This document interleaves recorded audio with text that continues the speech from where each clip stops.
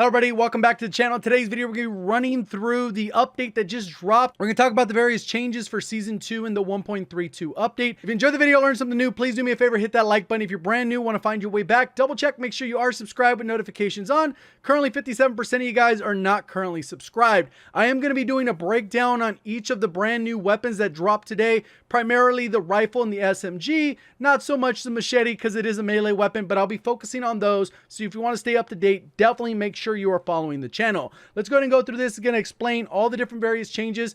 Keep in mind that there's probably going to be a ton of stealth changes to attachments that aren't even listed in here because the number of weapons that they actually included changes for is so minimal. There has to be stealth changes going on behind the scenes that they're not actually talking about, which I do not understand. So pretty much Call of Duty Warzone Season 2 patch notes. They're adding Plunder Blood Money Trios. That's just a regular playlist update. Resurgence Extreme, that's the 90 player playlist, which is crazy. That's going to be like insanely fast paced, high kills. They'll probably have to readjust it because there's no way you really play tested that, and that works perfectly if they started with their normal player base. Removing Plunder Blood Money Quads, and then Rebirth Island, Mini Royale, Trios, Resurgence. So it's pretty much those two were added to simplify the menus. Gameplay, loot that spawns across Verdansk has been updated, now includes the brand new weapons, so hopefully you'll be able to level them up a little bit faster that way. Keep in mind that if you're going to do the plunder strat with the supply runs or the train, so you farm XP on your weapons, it's going to be heavily contested right now. It's going to be very competitive. Players that continually in the gas will suffer more damage over time. We called for this. This like counters the stim glitch and then also gets rid of any other exploits that I can pretty much think of. Kind of cancels that out. Hopefully they still figure something out for unlimited stuns or flashes and stuff like that. Previously unlocked seasonal challenges will now be completable after season ends during future seasons. Warzone Intel missions have been removed.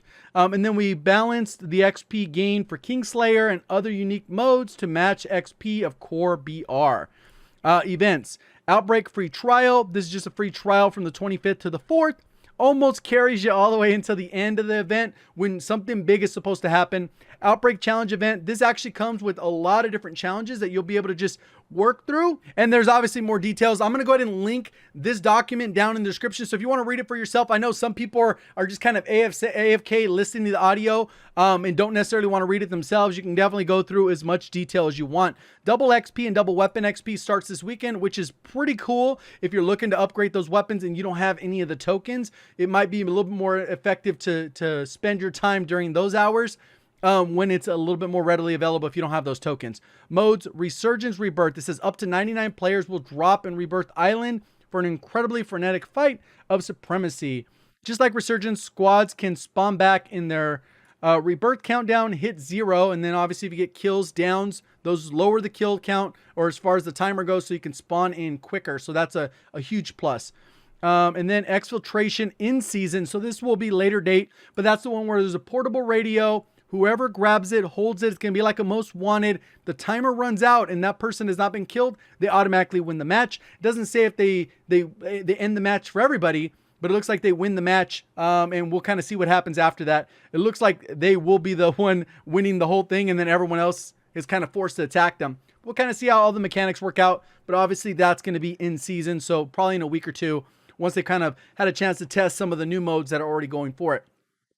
Battle Pass, we've already kind of talked a little bit about it. And obviously with the Battle Pass, if you've already gotten the previous seasons and you haven't spent COD points, these are essentially revolving currency that just stays in the game as long as you're not buying anything in the store. So you're going to get the Operator, the Park Skin, Wellington Safari Watch, XP Boost for the season XP Boost. The FARA 83 Assault Rifle at 15.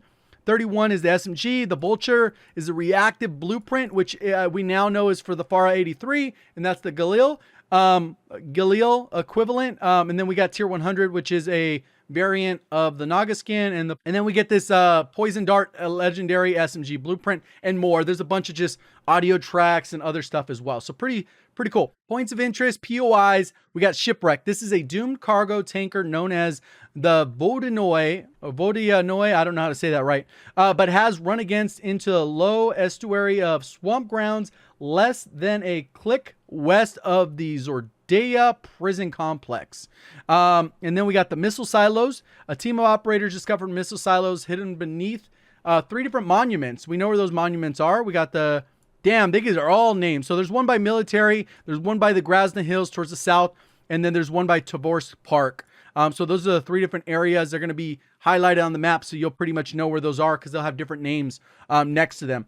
Due to the contamination security protocol, mandates a complete shutdown of the following locations. So Subway is gone. Stadium Garage, so the underneath stadium is gone. And then bunkers 0, 4, 5, 6, 9, and 11. So these are areas they've removed to kind of force the density there. I'm interested in see what happens. So the Easter egg for the Subway is gone, most likely, if you can't do the Subway. So this was increased bullet velocity for Tactical Rifle Charlie. That is the AUG, which was obviously lower than the M16. I guess that brings it in line. I thought they would nerf the M16, or at least add a damage drop up for both of them. They might have stealthily done that, in addition to increasing the bullet velocity. I think the AUG actually might be better if the bullet velocity is in line.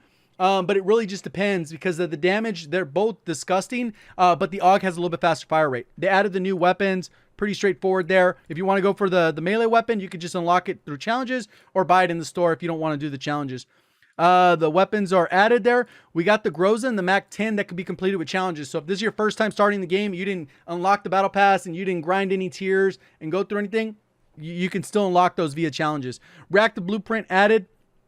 The reactive property lets operators display their skill in real time by evolving their weapon's appearance with kills during the match. For example, pulsates green across the skeleton of the bird that wraps around the entire weapon as operator earns kills. It shifts to blue to orange, eventually to red, signifying how hot of a hand they have had in the match. So pretty straightforward from reactive camos. We'll see how many kills you actually need. They might just make it attainable so where you need 5 kills and all of a sudden you have a hot hand. I don't know. Cold War attachments have been updated. Pros and cons stat bar values are more now accurately reflect the weapon's functionality. The following attachments have had their functionality completely adjusted. Bruiser grips, before they were actually helping vertical recoil, even though the description said melee quickness. Looks like they've swapped that out, that benefit, for movement speed and hipfire accuracy, which actually could be like insane for some of the Cold War guns, because a lot of them, especially the SMGs, suffer with the hipfire, especially if you're putting on the combat stock or the Raider stock. This can kind of solve some of those issues. Same thing with the mounted flashlight. There's a ton of value there when you're going to get the movement speed and aim walking movement speed. Keeping in mind that a lot of the Cold War SMGs are already fast as it is. So this being stacked on top, you're going to end up with some insane movement builds, especially on the MAC-10 if it wasn't nerfed in some way. Before, Tiger Team Spotlight, reveal distance, which essentially means nothing in Warzone, movement speed, aim walking speed, and obviously there's probably going to be some penalties tied to those, because obviously if these are in the same category, if you switch to the other, why wouldn't you use the one that gives you the best benefit unless one's more movement speed and the other one's more walking movement speed, and they're just opposites of each other. So we'll have to see. Not a huge difference there. Operators. We got the new operators. They're all cosmetics. Everyone's still going to use the rose skin, especially if you're in diamond, platinum lobbies. That's what everyone uses. General fixes. Players should no longer spawn outside of the gulag combat area. Ammo replenish timings when equipping stopping power rounds for Cold War weapons has been addressed. Finally, that was a good fix. Fixed various issues with reticles. Streaming, I guess there was a lot of issues with that, specifically on console. The Grinch skin now properly renders at all distance. It was kind of invisible skin.